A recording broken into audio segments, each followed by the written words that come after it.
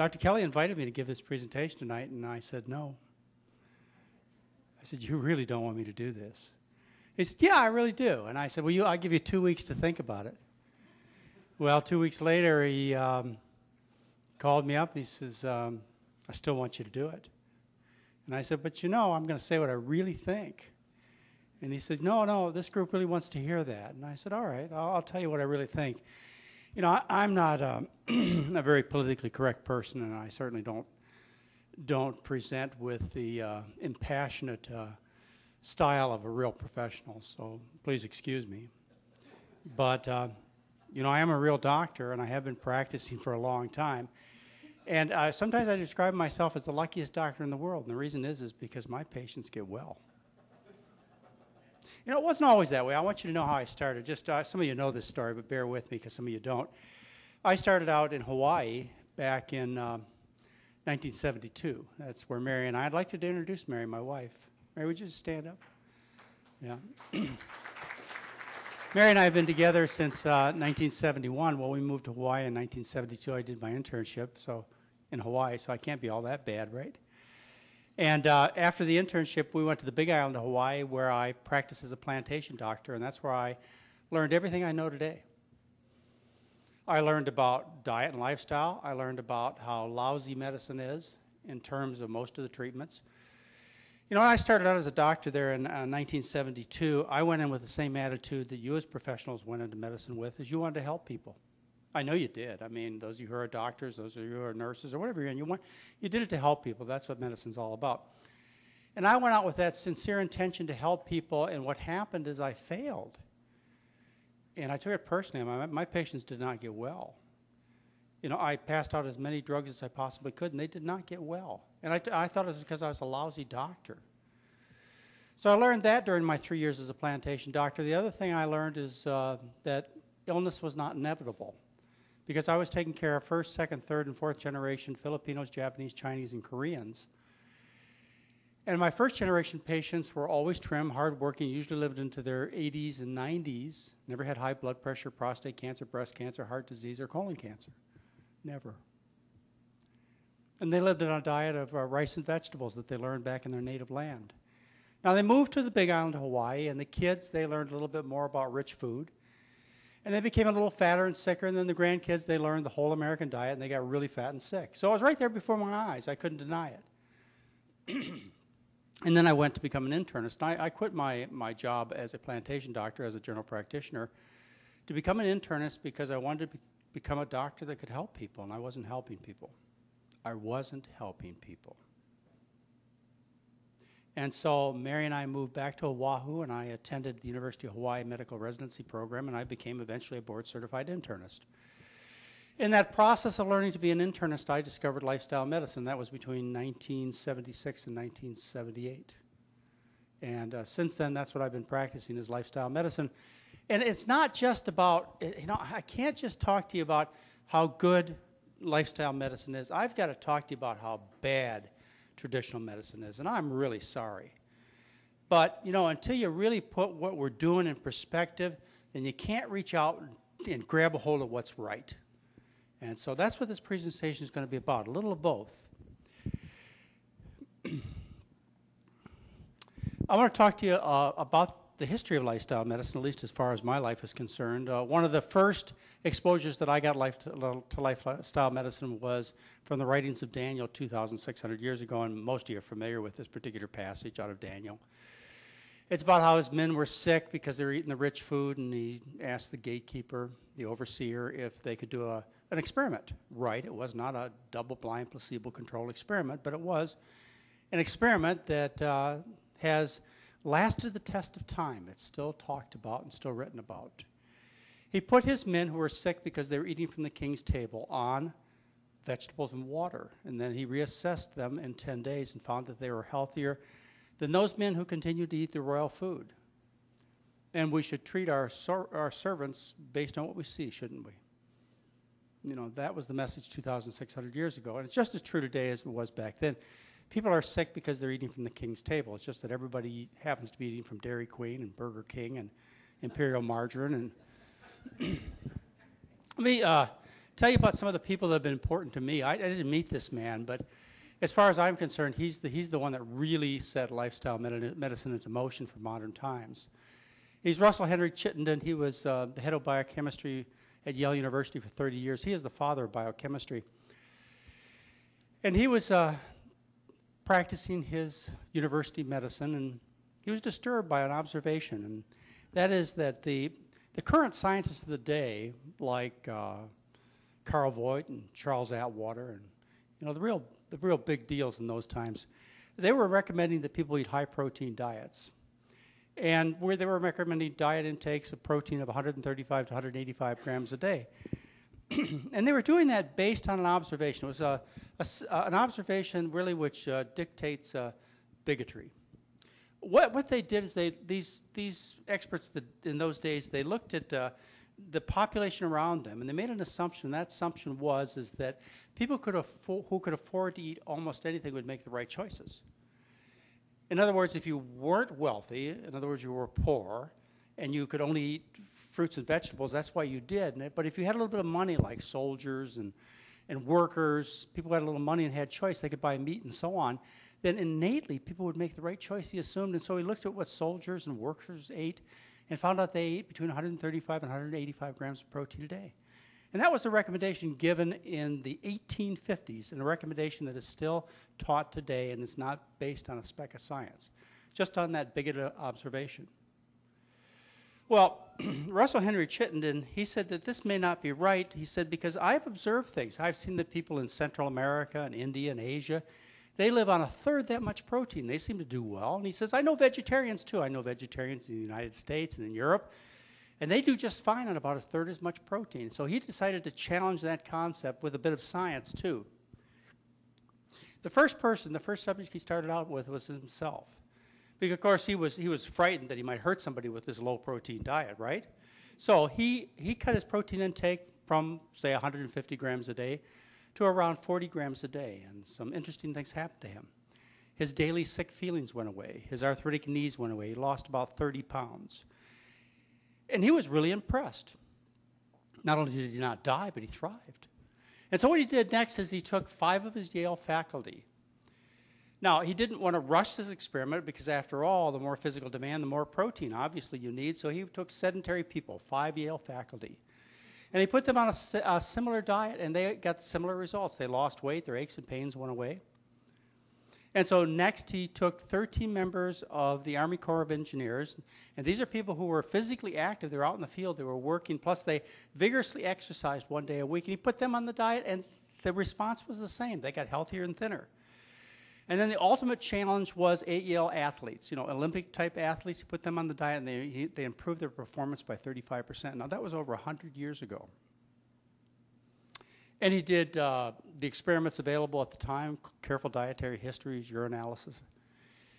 And every single bit of scientific research done since then proves him right. Yet, still we teach high-protein diets to people. Walter Kempner, he made a big impression on me. Many of you know about the rice diet. He was one of the pioneers. He's one of the people whose shoulders I stand upon. Walter Kempner came to Duke University in 1939 and introduced the rice diet, a diet of rice and fruit and vegetables. And he did miraculous things to people back then. He took people with failing kidneys and stopped the progression of their kidney failure. People with enlarged hearts, half of the hearts went down to normal size. Half the EKG changes reversed to normal. He took care of people with severe hypertension, severe in our minds. It was common to him. And he made about 60% of them normotensive back in those days. And the rice diet is best known for its ability to cause people to lose weight, tremendous amounts of weight. Roy Swank, who I'm going to talk about on Friday morning. He's one of my heroes. I know Dr. Swank personally. I've known him for almost 20 years. He said something interesting. He said, gluttony and chronic degenerative diseases have been linked in the minds of both laymen and scientists for many years. He wrote that when I was 12 years old. He said, the saying to dig your grave with your teeth probably has its origins in antiquity, but in the prosperous areas of the Western world during the past few decades, the maxim has taken on real and tragic meaning. What was that? Well, that was 40 years ago. And what are things like today? Much worse, but he knew all the things that you know and I know. He knew those things back in 1950. And nothing seems to have happened. I'll tell you more about Dr. Swank on Friday. I know most of you know this man. This is the fiber man, Dennis Burkett. He's the guy actually that changed my whole life. Mary and I were living in Grand Rapids, Michigan. He went to Battle Creek to talk to the Kellogg Company to try and get them to put more fiber in their food. He lectured at my hospital in Grand Rapids, Michigan. This is when Mary and I were first married back in 1972. It changed my life. You see, all the medical conferences I went to before then were dismal. They were depressing because all they talked about was the signs and symptoms of disease. They never talked about what caused it. Oh yeah, genetics and viruses, sure. But what could I do about that as just a lowly doctor? I couldn't cure those things. And finally, somebody walked into the lunchroom, a presentation, by the way, that was not put on by the drug companies. He walked into the lunchroom and he told us about his experiences. He was for 18 years the government surgeon of Uganda. After his training in Edinburgh, Scotland, he and a couple of his buddies, they moved to Uganda and started practicing. And lo and behold, they didn't find any of the diseases that they learned about in Edinburgh, Scotland to treat. They had, in 18 years, he saw no obesity, no constipation, no diverticulosis, no deep vein thrombosis, no pulmonary embolus. He saw one heart attack, he told me during that meeting, and that was a man who was a judge who trained in London and then went back to Uganda and had a heart attack. And he saw one case of gallbladder disease in 18 years. So, from that moment, I knew that these things were not inevitable, and then he made the link to diet. And, of course, you all know that a high-fiber diet is a plant food-based diet because fiber is only present in plants.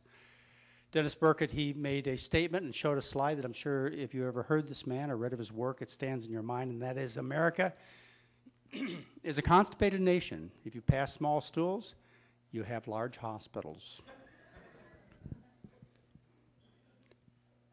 And Nathan Pritikin, now there's a man that made a big impression on me. He wasn't a doctor.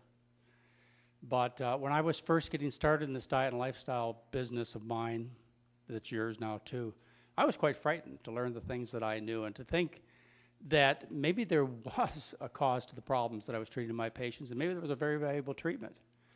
And I heard Nathan Pritikin talk, and it made me realize that it wasn't me that was having some kind of dream or hallucination, that these things really were true, because he said it so clearly. It was one of his statements is, I think it's ironic that the health agencies responsible for protecting our health are, in effect, destroying our health and shortening our lives.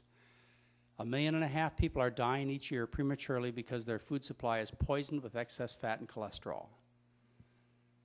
And he, along with Roy Swank and Walter Kempner and Russell Henry Chittenden, knew that you could not only prevent the common diseases that we have today, but you could also cure them with dietary and lifestyle change. And the last person I want to mention is somebody current. That's Dean Ornish. People always have a lot of opinions about Dean. He and I have known each other for at least 25 years. And he's one of the pioneers. He's made a huge difference. He said, I don't understand why asking people to eat a well-balanced vegetarian diet is considered drastic, while it is medically conservative to cut people open and put them on cholesterol-lowering drugs for the rest of their lives. Okay. So, we could go on. I mean, I could give you an hour-and-a-half presentation about people all the way from Socrates on that have discovered something very simple that all of you know in this room, I assume, and that is that the diseases that people have in this country are primarily due to their diet and lifestyle. That's the cause, and most of you know that you can change that. You can cure these people by dietary and lifestyle changes. So my question is if this has been known so long, why isn't it the common practice of medicine? When my patients, as I'm sure when some of you, they learn about the effectiveness of this, particularly going through our clinic, they just learn what powerful medicine is. They got off all their drugs. They get their life back. They ask, why didn't somebody else tell me this? Why have I suffered so much and nobody tells me this? Why is not diet and lifestyle medicine the norm? Why is it the exception? Why are we considered radical, unorthodox? Oh, I could go on with terms, too, for another hour, couldn't Well, the main problem is it's low profit. If we could change the profitability of lifestyle medicine, it would change overnight. But there's also the excuse that it takes some patient efforts. But of course, that's taught to us, isn't it? Yeah, we're taught that patients aren't very smart, right? And they're not going to do this. You know, I mean, that's what I was taught when I was in medical school. I was taught that patients are barely smart enough to sign the check at the end of the office visit and take our drugs. They're stupid and disinterested. And that's part of the education that goes on still today. I believe that patients are very willing, if we give them half a chance, to make these kinds of changes. I see it every day in my practice, and they're very grateful. It's not high tech. I had an experience one time. I read an article by Dr. Panish. I read an article by Dr. Panish about how you cure rheumatoid arthritis in the Annals of Internal Medicine. And so I was doing a radio show at that time, and I wanted him as a guest on my radio show, and so I tracked him down. He was at University of Florida in Gainesville originally. That's where I looked for him. He wasn't there anymore. He was at a big university on the East Coast. He'd become head of a department of internal medicine. I called him up, and I was going to invite him to be a guest on my radio show. And I started out the conversation, well, Dr. Panish, I'm just so excited to talk to you. I mean, here you are, a man who's really stood up and said you can cure rheumatoid arthritis with diet. Published it in the Annals of Internal Medicine. And he says, wait a minute, I don't want to talk about that. I said, what do you mean you don't want to talk about it? He says, I don't do that anymore. I said, well, what do you do? He says, well, you know, I'm here at this big university. He says, you know, real doctors, they don't talk about diet and disease. I said, well, what do real doctors talk about? He says, well, you know, things like genetics and viruses and biochemistry and things like that. See, it's not sexy. I mean, you know, the person I saw at the front desk could teach you about diet and lifestyle. You don't have to be a dietitian or a doctor. I mean, anybody can teach you. I mean, it's not really sexy, is it? So it's not very popular. And then, of course, when you give a patient control, then you as a doctor lose control. And this is an ego-centered business, isn't it? Yeah, it is an ego-centered business. That's why we have operating theaters.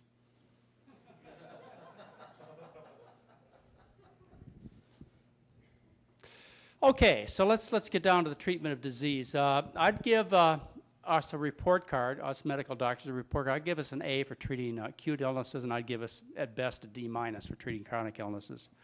So we've made, and I want to give credit where credit is due, we've made great contributions in terms of people's health in several areas, such as sanitation, antibiotics, of course, are really wonderful, trauma care, and immunizations. They've made a huge difference in the welfare of people throughout the world.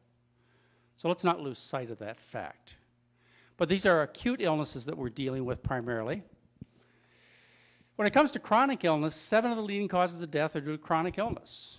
They're the diseases you see up there, like heart disease and cancer and strokes and lung disease and diabetes and liver disease and atherosclerosis. And it represents 3/4 of the healthcare dollars spent in this country is spent on chronic illness. The treatment of chronic disease with drugs, with medications, can't possibly work. I mean, just the fact that it's called chronic and continues to be called chronic is an admission of failure, is it not? I think so. Americans are sick. They're sicker than ever, and most Americans over the age of 55 have at least one risk factor for diseases. For example, 1/3 have elevated cholesterol, most are inactive, 1/3 have high blood pressure, more than 30% are obese, more than 65% are overweight, and 10% are diabetic. I mean, those are the facts, and we treat those patients. We treat them primarily with medications, and what we treat, of course, is not the patient, not the disease, but we treat the risk factors, the signs and symptoms of disease. I want to introduce you to a term that you may have heard. I hope you hear it again and again this weekend. It's called disease mongering. A monger is a derogatory term for a dealer, maybe a used car dealer. And Dr. Ray Monahan, he defines disease mongering. It is selling of sickness that widens the boundaries of illness and grows the markets for those who sell and deliver treatments. It is exemplified most explicitly by the many pharmaceutical industry-funded disease awareness campaigns. Disease mongering turns healthy people into patients.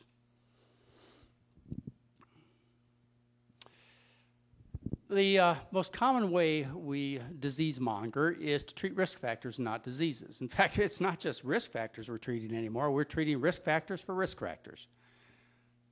We're treating prehypertension and prediabetes and so on. And so that's what we treat as risk factors.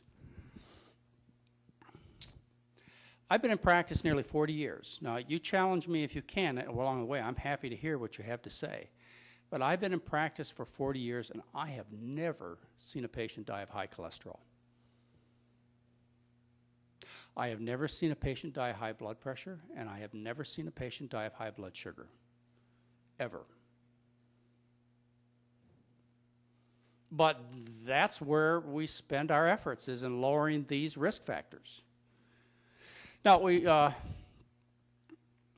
have medications. They do work. They work well. For example, we have statins and GI absorption blockers for cholesterol, and they lower those numbers. And we have various blockers and inhibitors for blood pressure, and they certainly do lower the blood pressure. And we have insulin enhancers to treat blood sugar, no question about it. But what's the results? What's the real results of this? We talked about antibiotics, anti-infective agents. They cure disease, right? They get in there and deal with that bacteria, that parasite, and they inhibit it so that we win the war. We tip the balance, and they really work, and they're phenomenal agents. Well, this is the physician's desk reference, and it advertises anti-infective agents over here, but it also advertises anti-diabetic agents. All right, some of you are doctors here. You've been in practice maybe as long as I have, maybe longer. How many of you have cured a patient of diabetes with anti-diabetic agents? Excuse me? Then why do you use them? How about antihypertensive agents? You ever cure a case of high blood pressure? I don't think so. These people who have these risk factors, they die of real diseases, don't they? I mean, they really are sick. Unfortunately, we don't treat the underlying sicknesses that kill them. And we see tragedies in people's lives. 1.2 million people have heart attacks every year, 700,000 have strokes. Now, what would happen if we would, instead of dealing with the risk factors, which we treat very effectively with drugs, we instead dealt with the underlying diseases? We might have to do something drastic, like change people's diets, or make them exercise, or cause them to quit smoking. I mean, but the problem is how do we charge for that? How do you make a living doing that? You know, that is really the challenge facing the people in this group, is how do you make a living doing what we do? That's the problem, is we can't figure that out. That's not true entirely.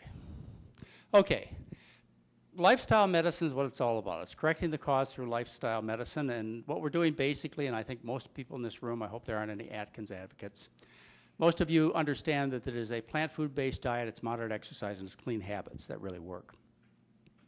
Let me give you an example of disease mongering, just so we all get up to speed on this and see how it works. The treatment of hypertension I'd like to use.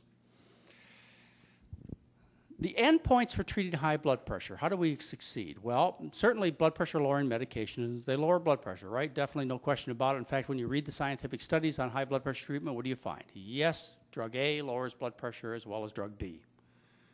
But do they reduce the risk of dying of heart disease? No. They do not. Do they reduce the risk of stroke? A little bit. Do they have side effects and complications?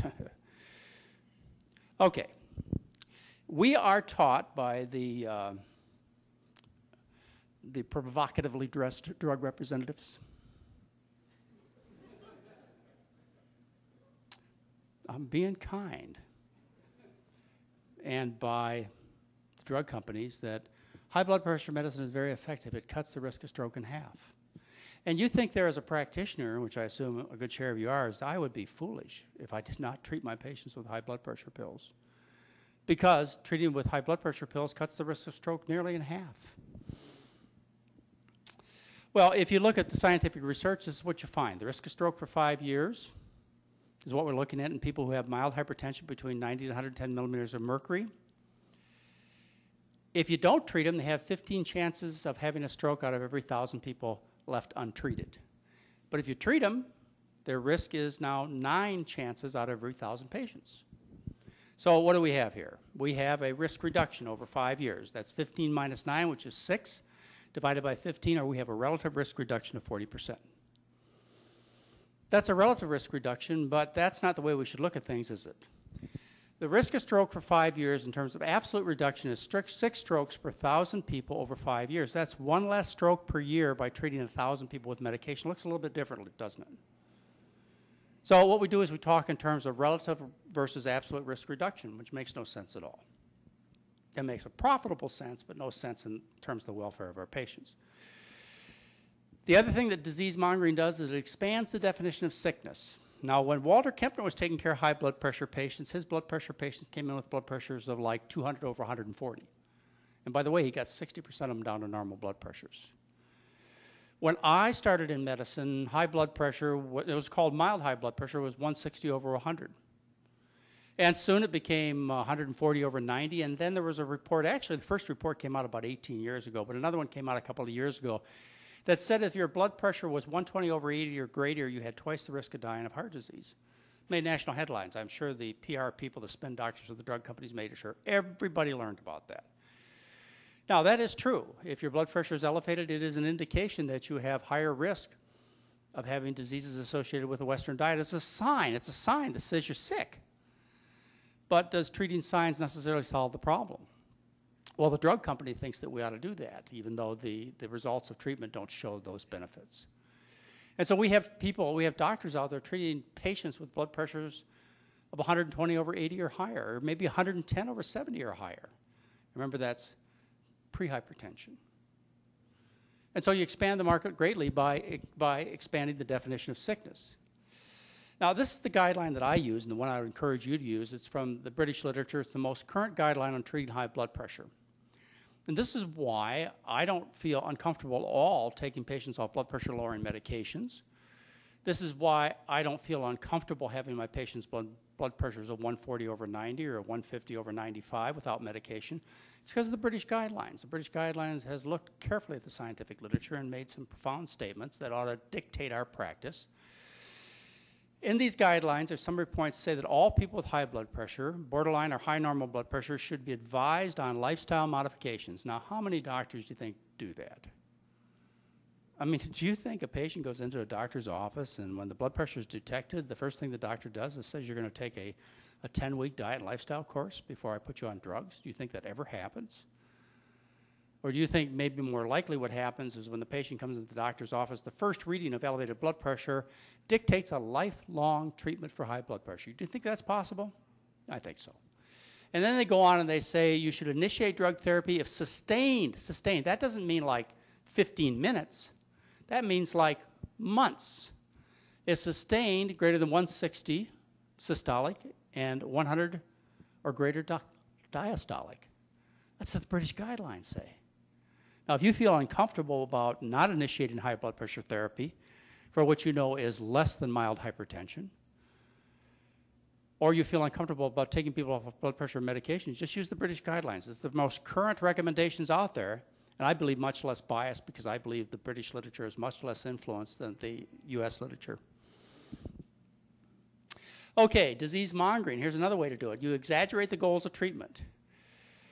The goal, I tell you, I just cannot even think of any patient who's come in with other than the goal of having the blood pressure made normal with drugs. 110 over 70 or less, that's the goal.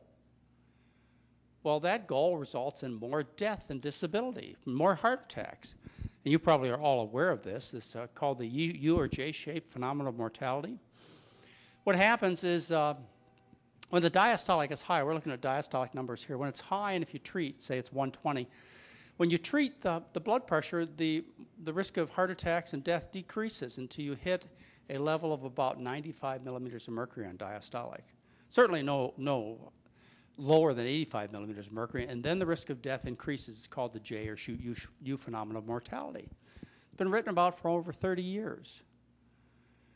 And it makes a lot of sense, doesn't it? Here you have a patient whose blood vessel system is all clogged up. It's full of sludge from what they ate. Their arteries are in spasm. the heart and the body perceives there's problems. We're not delivering the nutrients to the tissues because of all this peripheral resistance. So what do we need to do, the body says to itself? It says, well, we need to increase the pressure in the system so the pressure goes up. And so what do we do as agents of medical care, agents of the pharmaceutical industry, is we poison the system at various levels. We poison the heart with beta blockers. We poison the arteries with calcium channel blockers. We poison the kidneys with diuretics. And the blood pressure comes down, as expected. But what happens to all that effort the body is making to deliver nutrients to the tissues? Yeah, what happens is that effort is stopped. And the consequence is you decrease perfusion pressures to the tissues and the patient dies. Well, at least he died with a normal blood pressure, right? Okay, so diet and lifestyle. What does diet and lifestyle do? Diet and lifestyle reduces risk factors for strokes, like blood pressure and cholesterol and obesity, and it also reduces strokes. A review of the literature presented in 2006 shows a diet low in sodium, high in potassium, rich in fruits and vegetables, whole grains, cereal fiber, and fatty fish. I would make a contention with that one, but we'll do that in another lecture. Will likely reduce the incidence of strokes. All right, let's talk about anti-diabetic patient medications. Oh, excuse me, that should be anti-diabetic medications.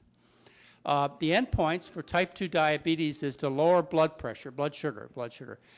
You know, I don't know about you folks, any of you who are in medicine, but I was always frustrated.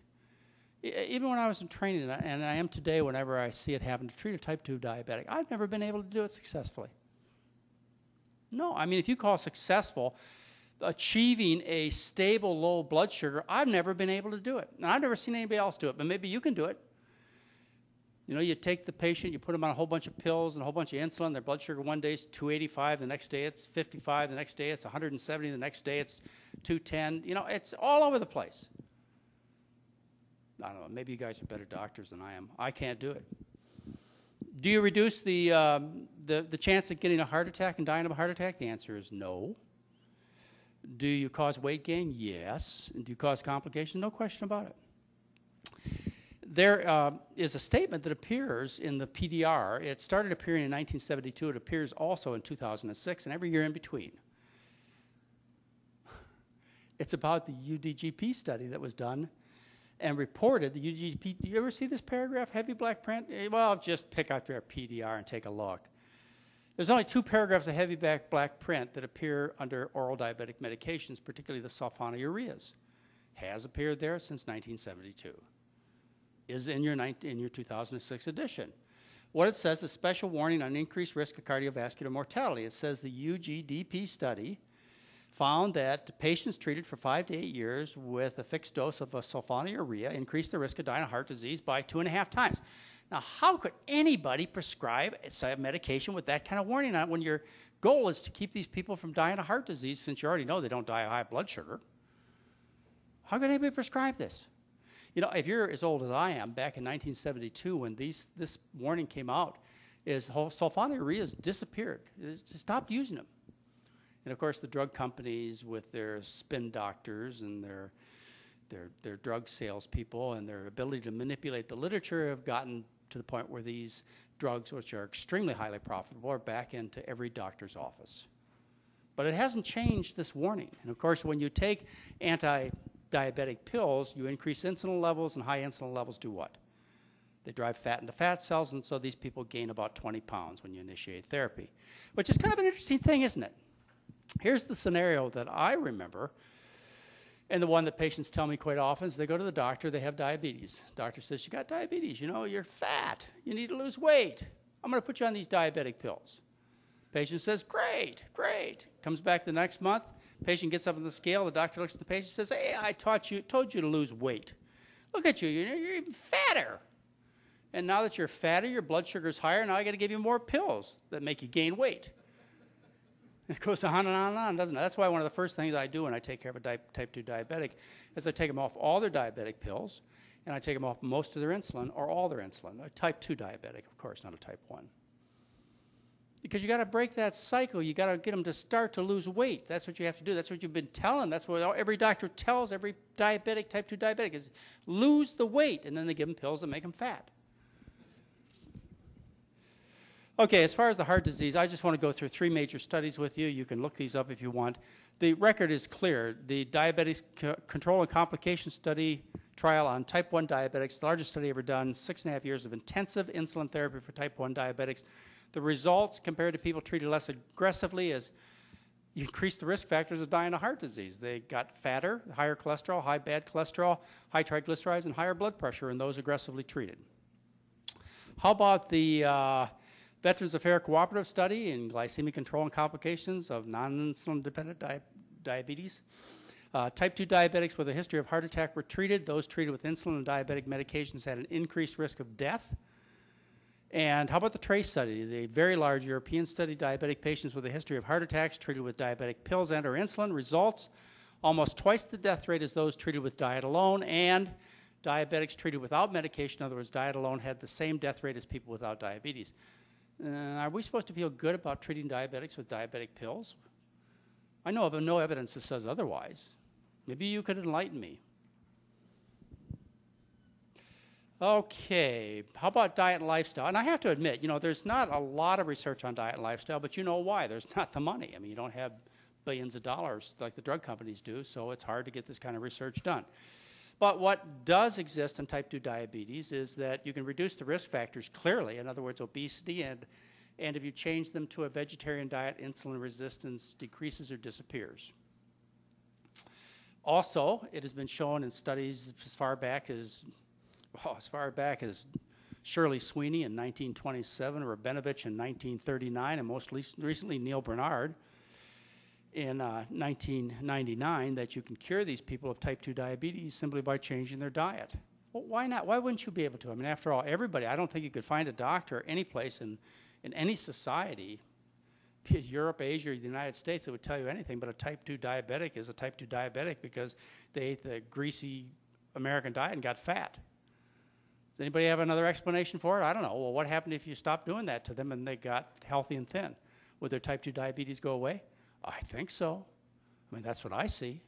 And so Neil Bernard and his group, the use of a low-fat vegetarian diet in patients with type 2 diabetes was associated with a significant reduction in fasting glucose concentration and body weight in the absence of recommendations for exercise. That's pretty cool. Oh, I want to tell you, I used to work at St. Helena Hospital. Some of you know that, yes? I was there for 16 years, and it was a very good experience. I had very many fond memories of it, but there were reasons that I left, and many reasons. It just is a lot of things that kind of build up over time. But one of the reasons that caused me to leave, I'd like to share with you one of the experiences I had that was kind of interesting.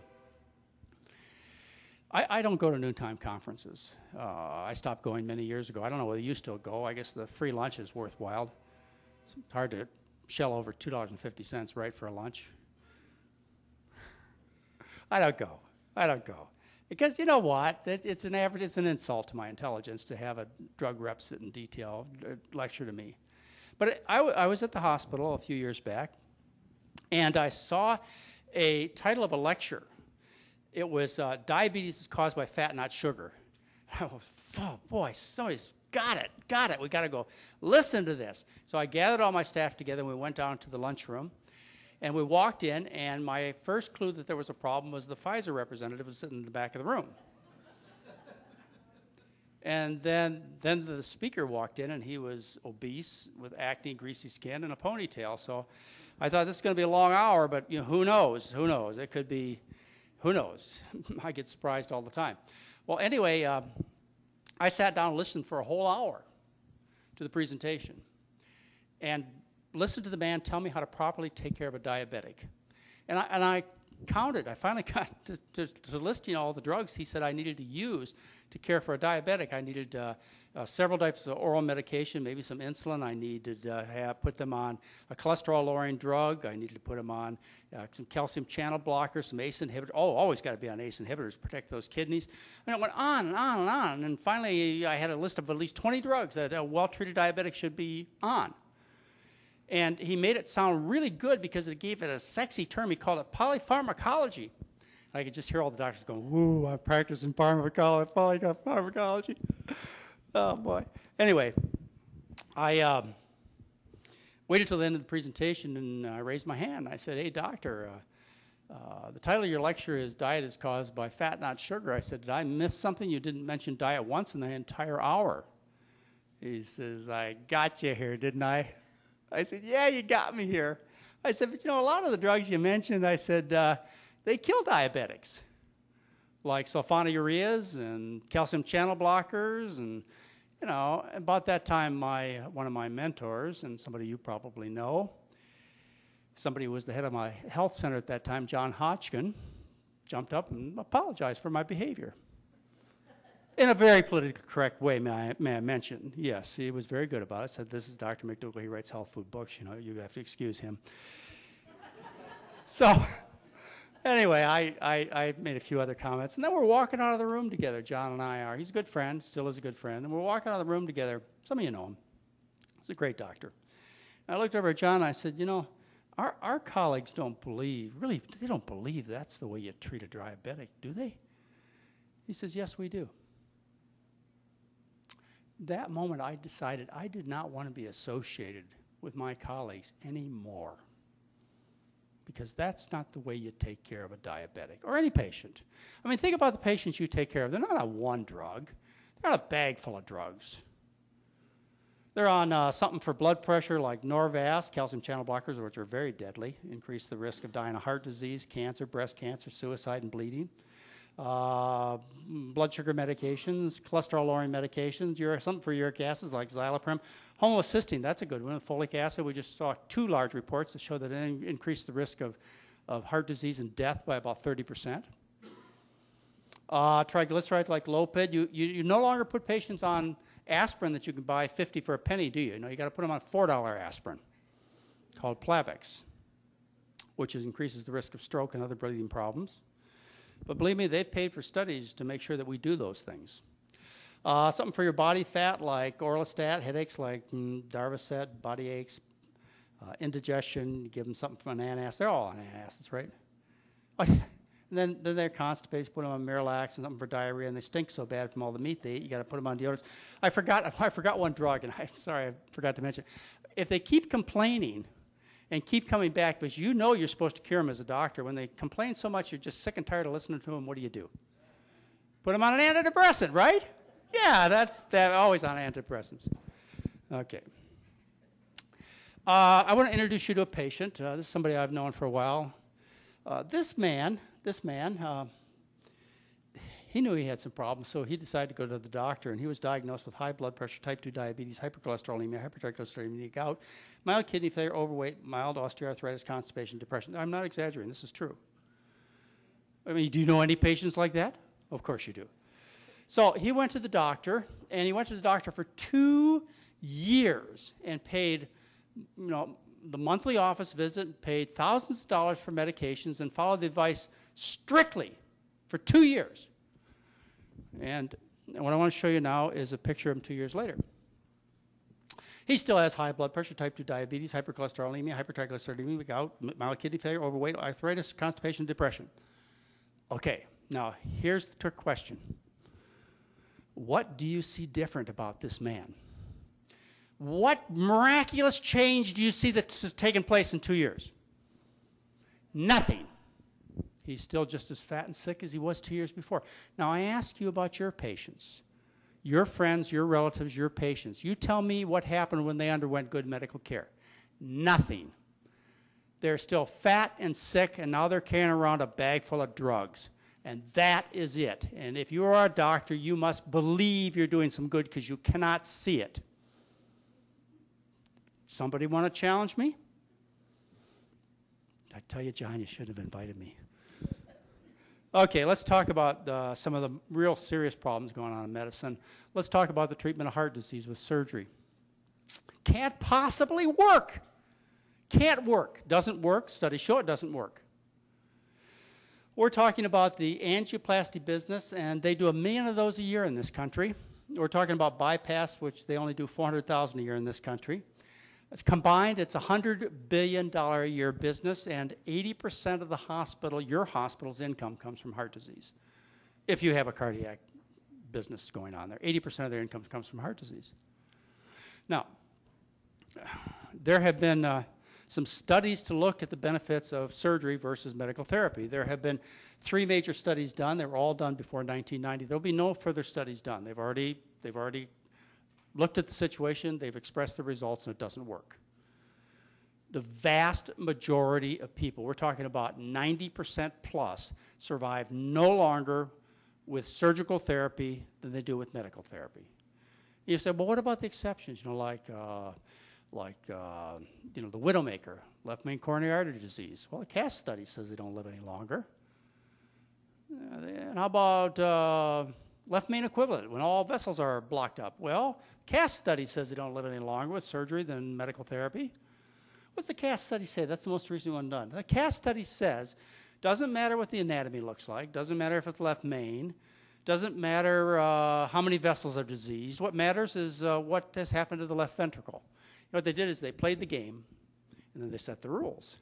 They saw that those people with left ventricle damage, expressed by an ejection fraction of 50% or less, have an 18% increased survival over 10 years. And they brag about it. Now, the truth is, angioplasty, now bypass has been done since 1968, angioplasty has been done since 1978. There is not a single study that shows that angioplasty prolongs lives. Not a single study. They do 1 million a year, and they get away with it. Can't possibly work. A recent article, I encourage you to read it. You can find it online. If not, go to your library. It was July 18th, 2005, Business Week magazine. The title of the article is Heart Surgery Worth It? And it's a review of the treatment of heart surgery. It's a review that, by the way, John mentioned a book I wrote in 1985. It's basically the review I wrote in 1985 of heart surgery. It doesn't work. In fact, one of the key authors, the key people who was interviewed in this article, Dr. Hadler, who is a professor at the University of North Carolina, Chapel Hill, he says bypass surgery in particular, he says, should have been relegated to the archives 15 years ago. I'd say 20 years ago. Read it.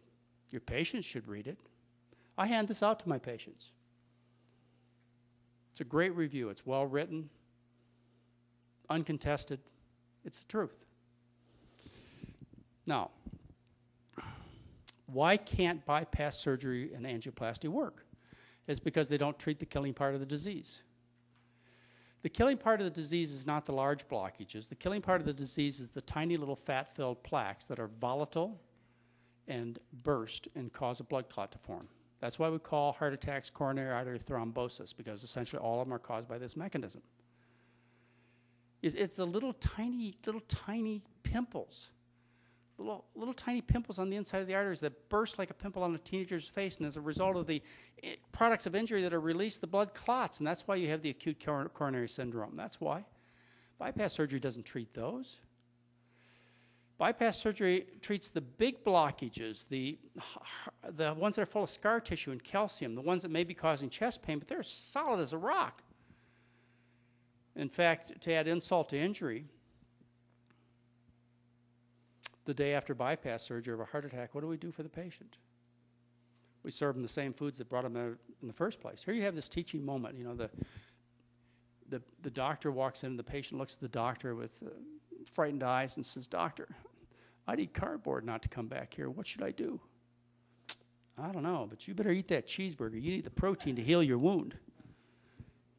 In every coronary care unit, including the Adventist ones that I've been in, they serve them the same foods that brought them in the first place.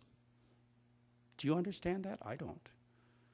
Oh, yeah, they starting them on statin drugs as soon as they had a heart attack. Of course, that doesn't work, but how about doing something really radical, like feeding them a healthy diet from the moment they had a heart attack? Well, that might be novel.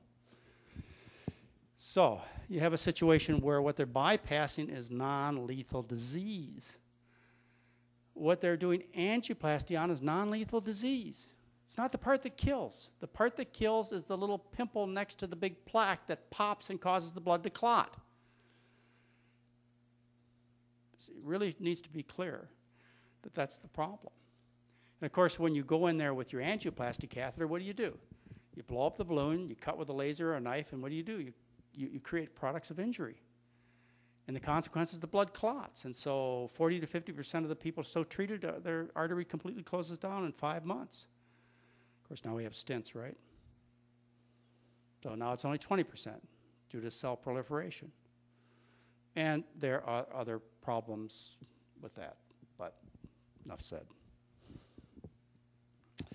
Okay, this is a reversible disease. This is not concrete. This is not cement in a person's arteries.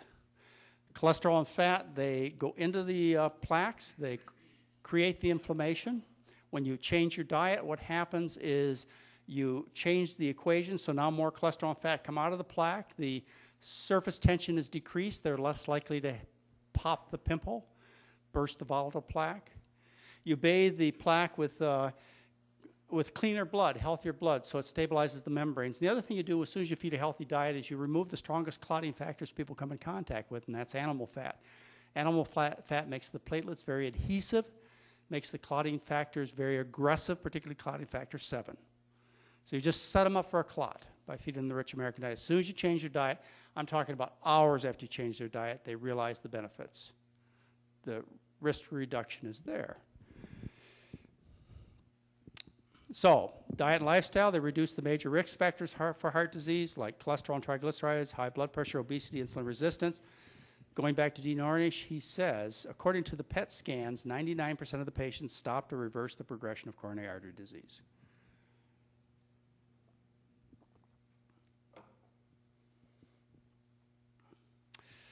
When we understand that this is a diet and lifestyle disease, artery disease, we get to treat a whole bunch of problems. It's just not the heart arteries. There are all kinds of arteries, all different arteries over the body that are compromised by atherosclerosis. And the arteries, they either supply insufficient amounts of blood or they close down, and as a result, they cause common diseases. For example, you close the arteries to the eye and you get macular degeneration. You close the arteries to the ears and people go deaf, they get tinnitus and vertigo. You close the arteries to the brain, you get a stroke. To the heart, you get heart attacks. You close the arteries that feed the aorta, you know, the vasa vasorum, and the tissue strength of the aorta decreases and you have an aneurysm. You close the arteries to the bowel, you get bowel infarction. You close the arteries to the spine and you get back pain, you get degenerative disc disease. I mean, the clue to it should be degenerative. I mean, that's the clue to what causes it. It's degenerative. Degenerative disc disease. It's not like somebody picks up a Volkswagen or a piano and their disc ruptures. It's like they turn or take a step and the degenerative disc pops. It's a vascular problem. You close the arteries to the legs and they get intermittent claudication. You close them down really badly, you get gangrene. Now, a real motivator here is you close the arteries to the penis and you become impotent. Some people say that's worse than death. I wouldn't know. Okay, let's talk about cancer for a few minutes. You know, nobody wants to talk about cancer. That's just, I mean, you know, heart disease, high blood pressure. But cancer is kind of the sacred cow, isn't it? We're all afraid of the cancer doctors and the cancer patients. I'd like to talk about cancer for a couple minutes. Prevention by screening and treatment of common cancers with medications, radiation, and or surgery cannot possibly work. If you understand the natural history, just like you understand or understood even before you met me, the natural history of coronary artery disease, you understand why it can't work. If you understand the natural history of cancer, you understand why present therapies and screening cannot work. It's impossible. Now, I have to qualify before I go on here that there are some real important exceptions. And that is when we find precancerous changes, that means before cancer, superficial changes, I believe we can make a difference when it comes to screening. For example, when we do Pap smears, and I do recommend Pap smears every 3 to 5 years up until the age of 50. Colon polyps, that's a precancerous lesion. I think if we take those out, we can reduce the risk of colon cancer. But interesting, my son is at Ohio State University in first year of medical school. He called me up very upset because he went to a lecture on preventing colon cancer. He says, Dad, in the whole lecture they didn't mention diet once. All they talked about was colonoscopies. But the title of the lecture was Prevention of Colon Cancer. I said, get used to it, kid. Leukoplakia in the mouth and skin changes. You can catch melanoma early enough? I believe so. But see, these are superficial changes prior to them turning into cancer. You can make a difference. And I also want to point out that we do have treatments for cancers that do work. And these are cancers like childhood cancers and testicular cancer and lymphomas and leukemias. We do have treatments that we should be very proud of. Okay, you have those qualifications firmly in mind for the rest of the discussion. John C. Baylor from the National Cancer Institute, he wrote a very important paper, a landmark paper, which made a lot of people upset in 1997 in the New England Journal of Medicine. He said, this is like what Richard Nixon said we were going to win the war on cancer by 2000. But anyway, he said the risk of dying from cancer has increased by 6% from 1970 to 1994. He said the war against cancer is far from over. Observed changes in mortality due to cancer primarily reflect changing incidence and early detection. The effect of new treatments for cancer on mortality have been largely disappointing. The most promising approach to control cancer is a national commitment to prevention, with a commitment rebalancing of the focus and funding of research, which of course hasn't happened. But here's a couple of my heroes. You know, I've had a chance to talk to you about a lot of people who had a big influence on me. Well, these two people have too. Charles Wright is one of the most famous epidemiologists in the world, and C. Barbara Mueller is the father of breast cancer surgery. I've known him for 30 years. And I had him on my television show. I have a TV show. It's called McDougall, MD. It still plays worldwide. But this was a show we did about 6 years ago. And I had them on the show, and we talked about a scientific paper that they published in The Lancet. It was the lead article in Lancet in 1995. And they looked at the various studies. There are actually 6 or 8, depending on how you divide them, studies of mammography, breast cancer screening, and they looked at those studies and they said, since the benefit achieved is marginal, the harm caused is substantial, and the costs incurred are enormous, we suggest that public funding for breast cancer screening in any age group is not justifiable. Yeah, that's what they said. I mean, this is heresy, but that's what they said. And no one contested it in the letters to the editor. But I still recommended mammography, by the way, in 1995. I recommended it for women between the ages of 50 and 68. Not below 50 because it is notorious for being a failure, and after 68 because you don't live long enough if something was detected to show any benefits. But I still would tell a woman that, you know, you ought to get a mammogram, or if she asked, you know, I told her there's some evidence, there's some benefit. And I took that stand until Lancet came out with an article in 2000, and then they came out with their final report in 2001. The Cochrane group is a group of scientists who, it's a Nordic group, who are known for their evaluations of drugs and treatments without bias and with thorough investigation. They're very famous. I'm sure most of you know who they are. The Cochrane Reviews. We'll be talking about them on Friday when I talk about drug treatment for multiple sclerosis. Anyway, the couple of researchers, when they wrote in Lancet in 2001, they said in 2000 we reported that there is no reliable evidence that screening for breast cancer reduces mortality. As we discuss here, a Cochrane review has now confirmed and strengthened our previous findings. The review also shows that breast cancer mortality is a misleading outcome measure. And finally, we use data supplemental to those in the Cochrane review to show that screening leads to more aggressive treatment. Yeah. Well, that made a lot of people mad. And how about breast self-examination? I mean, who could even think that breast self-examination would bother anybody? And it would be something you would avoid recommending. But the Canadian Task Force on Preventive Medicine, they looked at the issue in 2001. They said there are 2 randomized controlled trials, a quasi-randomized trial, a large cohort study, and several case-controlled trials. And they have failed to show benefit from regular performance of breast self-examination or breast self-examination education compared to no breast self-examination. In contrast, there is good evidence of harm from breast self-examination instruction, including significant increases in the number of physician visits for the evaluation of benign breast lesions and a significantly higher rate of benign breast biopsies. So what did they tell us to do for our patients? Is they told us not to recommend breast self-examination. They said, and it's in all age groups, but I'll just read one for you, is because there is fair evidence of no benefit and good evidence of harm, there is fair evidence to recommend that routine teaching of breast self-examination be excluded from periodic health examination of women in this age group, and so on and so on and so on. Can you imagine that? Okay. We went through the treatments and looked at the survival benefits from various treatments, you generally come down to these conclusions. For solid tumors, surgery provides no survival benefit. Radiation provides no survival benefit. Oh, you could tell me maybe a couple of exceptions here, but the bulk of the literature shows this. Hormone manipulation shows some for breast and prostate cancer, and that's things like removing the ovaries, taking off the testicles, giving anti-estrogen treatments. And maybe even chemotherapy works by knocking out the ovaries. That's my guess. And chemotherapy, the benefits are little and the harms are substantial. Let me explain why this is true. Now, once you know the mechanism underlying cancer, it's all obvious why screening can't work and nor can treatment. Let's talk about the mechanism of cancer growth. And you can read about this. You want to read a 40-page report on this right here. It's on 40 pages, 15 pages. Anyway, cells live in a neighborly manner, and they're not allowed to divide anytime they want. If they divided anytime they want at their own free will, we'd become misshapen masses in a matter of days. So cells are allowed to divide under certain circumstances, like if there's a stimulus for growth from a brain signal or hormone signal, then we're allowed to grow. If a cell gets injured, like we get a laceration, then the cells next to that injury can proliferate, can grow, and repair the injury. That's fair. That's what's allowed to be done. And we have these regulatory mechanisms that make sure this works correctly and properly, so we stay in the form that we are. Well, cells get injured, and they get injured by things like radiation and products of cigarette smoke, combustion, and various toxins in our environment. And as a consequence of injury, when it's serious, most cells die.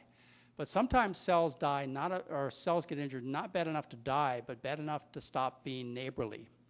And then they start dividing at their own free will, and that's, of course, the transition from normal to cancer.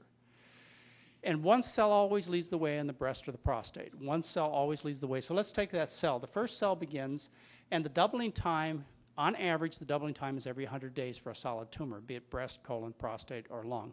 It's every 100 days. So 100 days later, you have 2 cancer cells. 3.5 months later, you have 4. Now you have had a cancer for a year, and you've got 8 to 12 cells lurking in a breast that contains 100 billion cells per breast, and a prostate that contains 100 billion cells. Of course, obviously undetectable.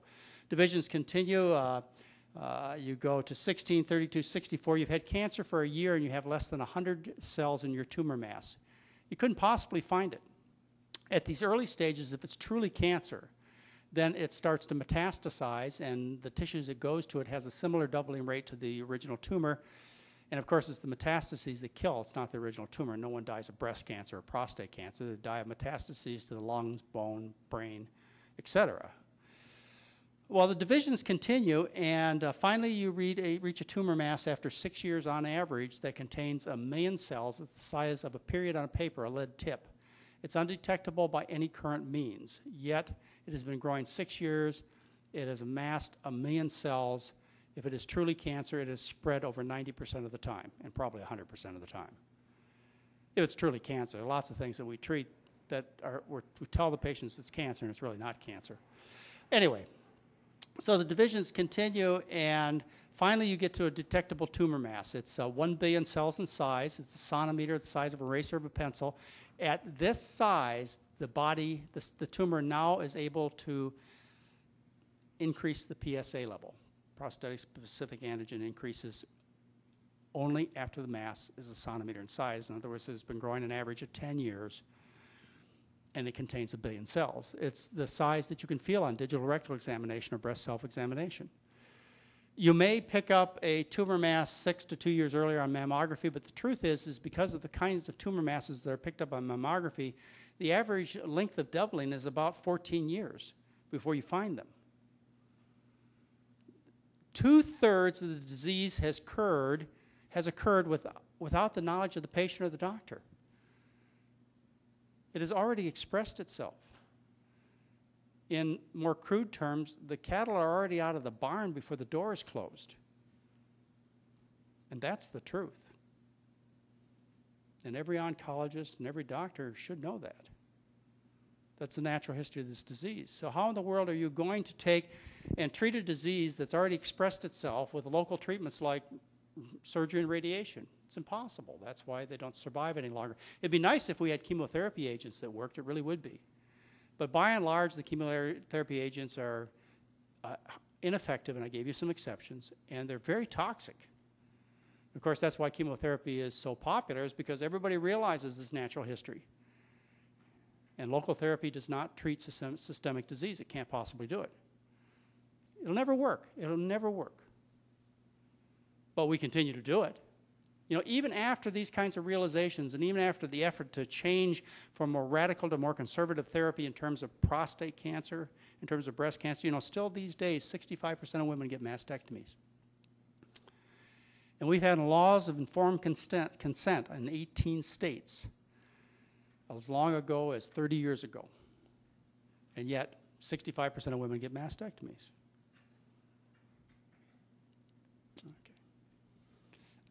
Oh, by the way, this doubling time is on average every 100 days, but some women double their tumors every 24 days. Some women double their tumors every 850 days. I believe you can change that doubling time with a change in diet. I did and published the first scientific study on the dietary treatment of breast cancer in about 1982. Since then, there have been about 20 studies published in our best medical journals on the dietary treatment of breast cancer and other cancers. And everything says you can slow that doubling time. And so our goal should be to slow the doubling time, so instead of a woman dying in 3 years, she dies in 12 years. Or maybe our goal should be to have all of our patients with prostate and breast cancer die of their disease when they're 95. We're certainly not accomplishing that with present methods. Okay, diet and lifestyle benefits. Well, we reduce major risk factors. Those risk factors for hormone-related cancers like breast cancer are obesity, IGF-1, insulin-like growth factor 1, cholesterol, estrogens, and prolactins. A study published in JAMA in 2005, a study on physical activity showed walking 3 to 5 hours a week, that's casual walking, reduced the absolute risk of death for women with breast cancer by 6% over 10 years. That's as good as any chemotherapy. And we had a big failure here, didn't we, a few months ago? We had the Women's Health Initiative randomized controlled dietary modification trial. It had national headlines. Everybody liked that trial because it taught them, it gave them a message of good news about their bad habits. Low-fat diets don't work. Isn't that what happened? I think so. I think that's what happened. That's why I got so much publicity, is you no longer have to follow a low-fat diet because the Women's Health Initiative randomized controlled dietary modification trial showed that a low-fat diet doesn't work. But of course, I'm sure all of you are familiar with this, is that the average weight loss was only 1 pound greater in those on the low-fat diet compared to those on the control group after 8 years. They didn't go on a low-fat diet. Now, Rowan Chablowski, who's here in Los Angeles, and Ernst Winder, who was head of the American Health Foundation, they were associates of mine many years ago, in a sense that I knew them. I had them on my radio show on a couple of occasions and on my television show. Every time I had them on the shows, I would say, why are you doing this? Why are you feeding these people a high-fat diet? Well, they said that they didn't believe that anybody would really truly follow a low-fat diet. And of course, I said, you're wrong. I said, when the day comes that you publish your studies, it'll be a failure. And of course, the day came just a couple of months ago, and they published the studies, and it was a failure. And as a result, it did terrible harm to the movement of a healthy diet and preventive medicine and lifestyle medicine. They didn't feed them a low-fat diet. They didn't follow a low-fat diet. But even though what they did, it's kind of interesting. On average, there was a 9.8% of the women on the low-fat diet had recurrences at 5 years compared to those on the standard diet, which was 12.4%. Again, results comparable to chemotherapy. So even with the little they did change, and as far as preventing breast cancer, 1 more serving of fruits and vegetables daily, which is what they accomplished, resulted in a 9% reduction in breast cancer observed in the low-fat group. So the little change they did make did show some results. But it's a shame because people who are contrary to a healthy diet, they use this as ammunition to show it doesn't work. Okay, so just to kind of summarize what we've talked about is to better currently recommended treatments, drug therapies, surgeries for heart disease, surgeries and various treatments for cancer, you don't have to do much. Lifestyle medicine has to do almost nothing, especially since what we recommend causes no harm and costs nothing.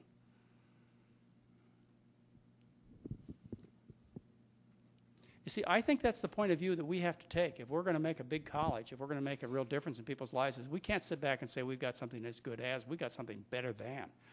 And they've spent billions of dollars proving that what they do does not work. The research is there, and you need to know it.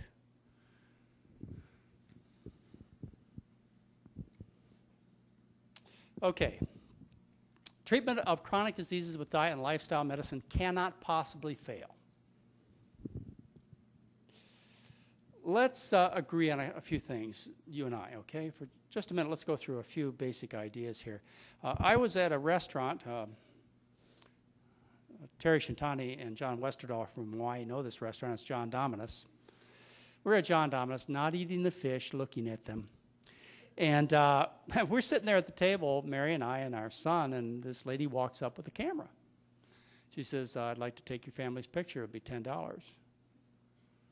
I said, no, thanks. I said, but see this family over here? I said, I'd like you to take their picture. And so she went over and took the picture, and she sold it to me for $10.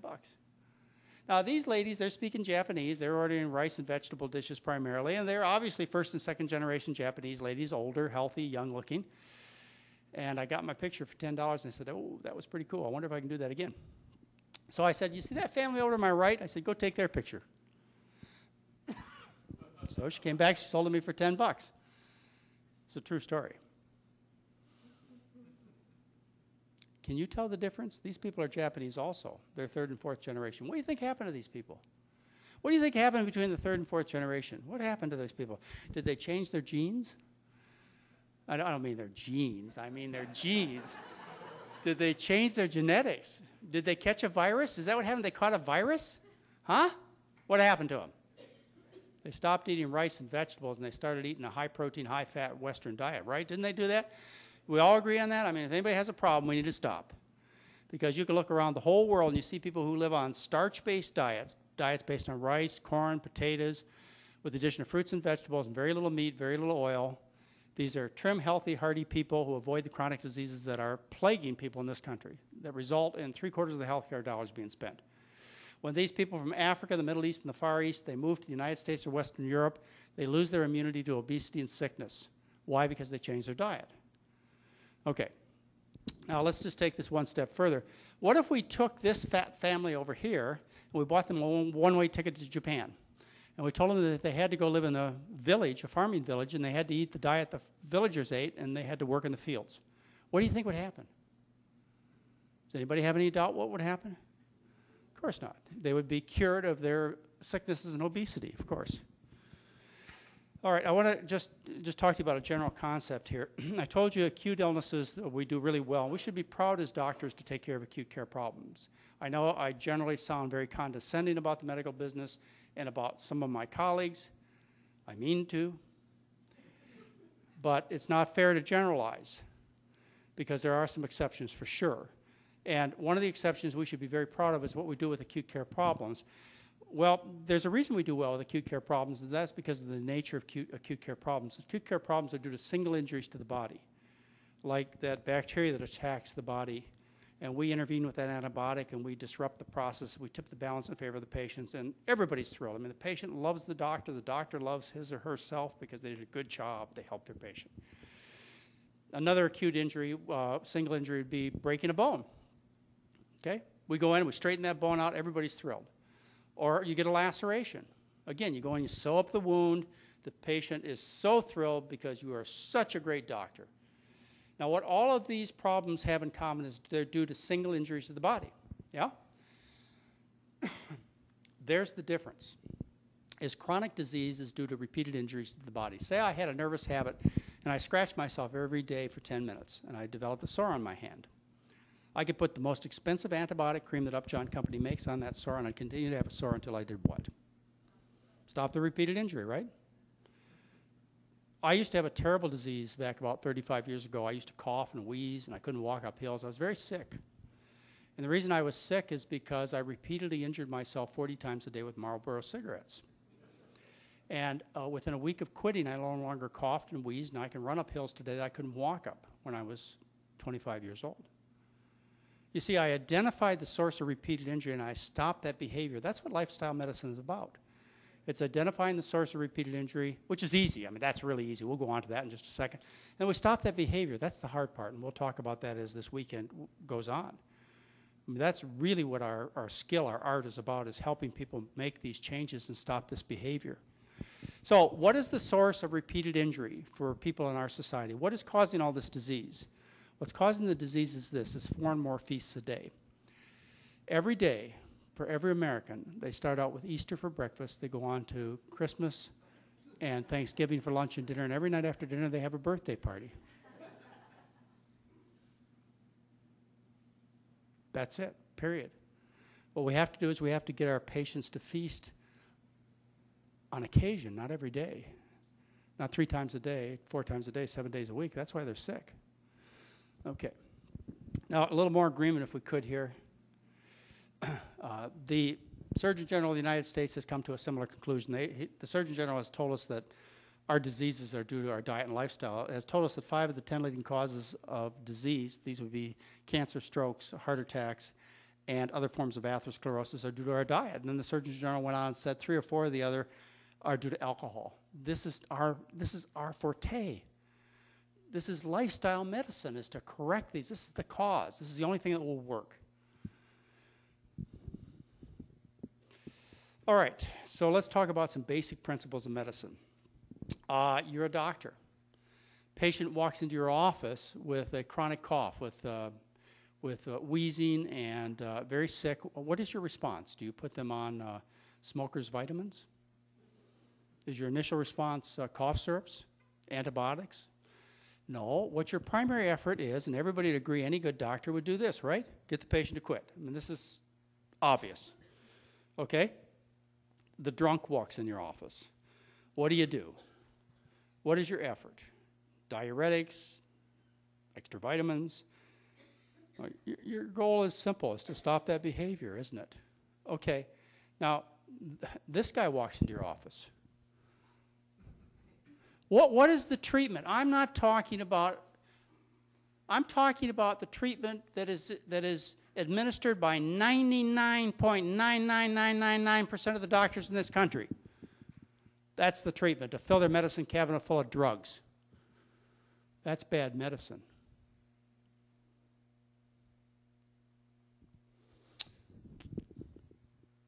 Okay, I just read a book. I love this book. It is by Khalid Hosseini. Did anybody read The Kite Runner? Put it on your list. It's a wonderful book. He makes a statement in this. He says, now, no matter what the mullah teaches, there is only one sin, only one, and that is theft. Every other sin is a variation of theft. Do you understand? When you kill a man, you steal a life, Baba said. You steal his wife's right to a husband. You rob his children of a father. When you tell a lie, you steal someone's right to the truth. When you cheat, you steal the right to fairness. Do you see? When you misrepresent the benefits and risks of medication, surgery, or other popular treatments, then you steal a patient's right to health and happiness and their money. When you fail to inform someone about the importance of lifestyle medicine, then you steal that person's right to live free from sickness and medication.